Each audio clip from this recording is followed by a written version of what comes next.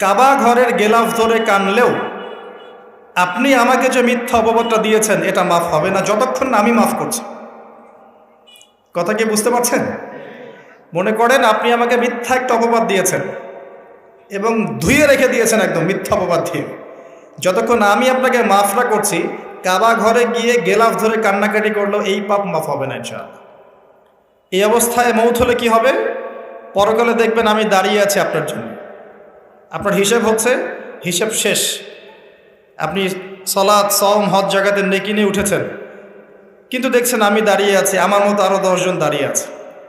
ওই 10 জনকে আপনি গালি দিয়েছিলেন, অপবাদ দিয়েছিলেন, তাদের গীবত করেছিলেন, তাদের সম্পদ বা সম্মানের হানি করেছিলেন।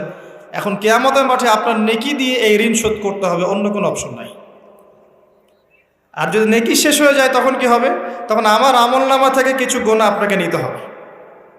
আল্লাহ পাক ন্যায় বিচারক। আল্লাহ পাক শুধু গফুর রহিম নন, আল্লাহ পাক শুধু পরম করুণাময় অসীম দয়ালুই নন, বরং তিনি হচ্ছেন ন্যায় বিচারক। ন্যায় বিচারক।